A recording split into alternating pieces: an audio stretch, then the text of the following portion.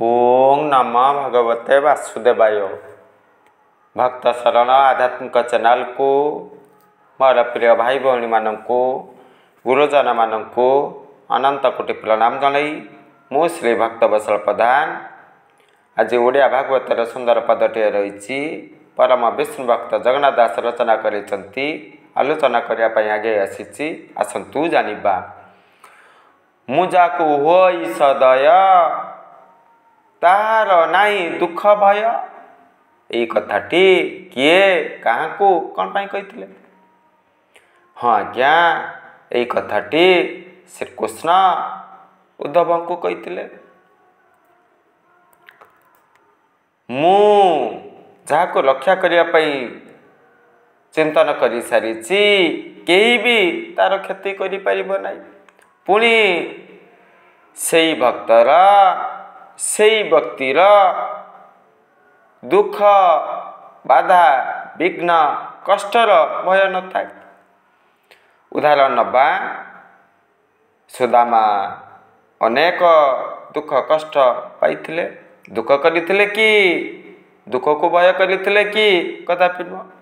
कुंती माता अनेक दुख कष्ट सह्य करते ईश्वर भाव भक्ति रखी संसार को दुष्ट को भय करुले कि कदापि नुह। गोपी मानकर उदाहरण नवा, नंद जशोदांकर उदाहरण नवा। गोपपुर अनेक असुरगण उपस्थिति जाहिर करते बाधा विघ्न सृष्टि करुले। भगवान कौन कले? रक्षा करते। गोपी माने भयभीत होते कि डरी जाते कि कदापि नुह। आमर काना रही आमको सुरक्षा प्रदान करेंगे। पुणी प्रहलादंकर उदाहरण नहीं पारिबा। अनेक दुख कष्ट सह्य करिसंती ईश्वर ठारे भाव भक्ति रखिथिले।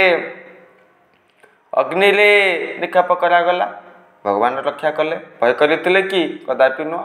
ओं नमो भगवते वासुदेवाय मुखले उच्चारण करुले। सर्पदंशन करने पिता चेष्टा करते हिरण्यकश्यप चेष्टा करते ना।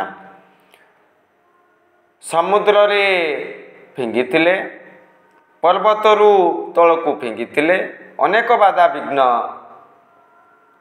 सामना करते तथापि दुखरे भांगी पड़ी नथिले। ईश्वर ठारे भाव भक्ति रखिते भगवान सुरक्षा प्रदान करते। पुणी ये जीव काल को जम को भय करती ना। से जम से काल क्या भय करती? भगवान को।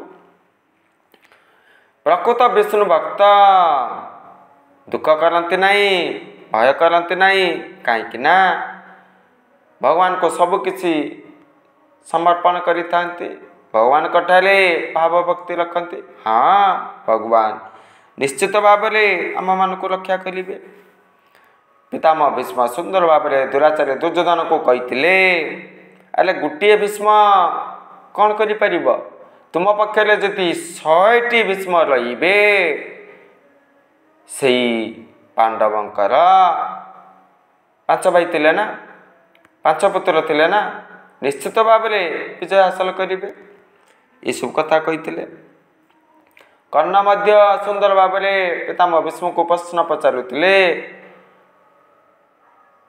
आपण परशुरामकर शिष्य, मु मध्य परशुरामकर शिष्य, कहतु कौन पाई अर्जुन कठारू मु समल परास्त होउची? कौन कही? पितामह भीष्म सुंदर भाव में कही, तुम्हें अधर्म पथरे चलीच, दुराचारी संग करिच, जहाँफल ये घटुची। संसार भित्तिक उदाहरण नवा सुना रही। बणिया कौन करती? एसिड पकाती, अग्निग्र संयोग करा जाए, हाथुटे माड़ प्रदान करा जाए, तापर कौन घटे? अलंकार सृष्टि हुए ना। ठीक से ही भाव में हाँ, संसारी माने दुख पाती, सत्व गुणधारी भक्त माने मध्य दुख पाती, कष्ट पाती, निंदा पाती, लोक माने समालोचना करती, किंतु दुखरे भांगी पड़ती नहीं।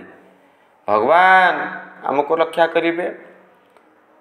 ମୁଁ ଯାହା କରୁଛି ଠିକ୍ କରୁଛି, କର୍ତ୍ତବ୍ୟ କର୍ମ କରୁଛି ନା। ମୁଁ ମୋର କର୍ମ ଉପରେ ଦୃଷ୍ଟିପାତ କରିବି। ଏହିସବୁ ଚିନ୍ତନ କରନ୍ତି। ଯେଉଁମାନେ ଏହିସବୁ ଗୁଣକୁ ଧାରଣ କରନ୍ତି, ସତ୍ପଥରେ ଚାଲନ୍ତି, ସାଧୁ ସେବା କରନ୍ତି, ସତ୍ସଙ୍ଗ କରନ୍ତି, ସାତ୍ଵିକ ଗୁଣକୁ ଧାରଣ କରନ୍ତି, ଭଗବାନ ନିଶ୍ଚିତ ଭାବରେ ରକ୍ଷା କରିବେ, କୃପାବୃଷ୍ଟି ପ୍ରଦାନ କରିବେ।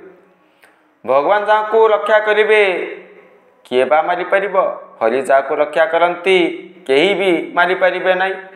ହରି ଯାହାକୁ ବଧ କରିବା ପାଇଁ ଚିନ୍ତନ କରିସାରିଛନ୍ତି କେହି ବି ରକ୍ଷା କରିପାରିବେ ନାହିଁ। ଯାହାଫଳରେ ଭଗବାନ ସୁନ୍ଦର ଭାବରେ ଉଦ୍ଧବଙ୍କୁ କହୁଛନ୍ତି, ମୁଁ ଯାହାକୁ ରକ୍ଷା କରେ, ଜ୍ଞାନ ପ୍ରଦାନ କରେ, ଶକ୍ତି ପ୍ରଦାନ କରେ, କୃପାବୃଷ୍ଟି ପ୍ରଦାନ କରେ, ତାର ସମସ୍ତ ଦୁଃଖ ଖଣ୍ଡନ ହୋଇଥାଏ, ସମସ୍ତ ସଂଶୟ ମୋଚନ ହୋଇଥାଏ। ସୁନ୍ଦର ଭାବରେ ଶ୍ରୀକୃଷ୍ଣ ଉଦ୍ଧବଙ୍କୁ କହିଥିଲେ। ଆମ୍ଭେମାନେ କ'ଣ ଶିକ୍ଷା ହାସଲ କଲୁ? ହଁ, ଈଶ୍ୱରମୁଖୀ ହେବା, ଈଶ୍ୱରଙ୍କ ପାଇଁ କାର୍ଯ୍ୟ କରିବା, ଈଶ୍ୱରଙ୍କର ନାମକୁ ଶ୍ରବଣ କରିବା, ଈଶ୍ୱରଙ୍କୁ ଚିନ୍ତନ କରିବା, ଧ୍ୟାନ କରିବା। ଏସବୁ କାର୍ଯ୍ୟ କଲେ ଭଗବାନ ଖୁସି ହେବେ, କୃପାବୃଷ୍ଟି ପ୍ରଦାନ କରିବେ। ପୁଣି ତ୍ରିତାପରୁ ଉଦ୍ଧାର ପାଇବୁ। କୌଣସି ଦୁଃଖ କ୍ଲେଶ ଯନ୍ତ୍ରଣା ଦୂରେଇ ଯିବ, ଭୟ ରହିବ ନାହିଁ। ଯଦି ବା ଆସେ ନିଶ୍ଚିତ ଭାବରେ ଭଗବାନ ଆମମାନଙ୍କୁ ସୁରକ୍ଷା ପ୍ରଦାନ କରିବେ। ଏହିସବୁ ଶିକ୍ଷା ହାସଲ କଲୁ। ଜୟ ଜଗନ୍ନାଥ।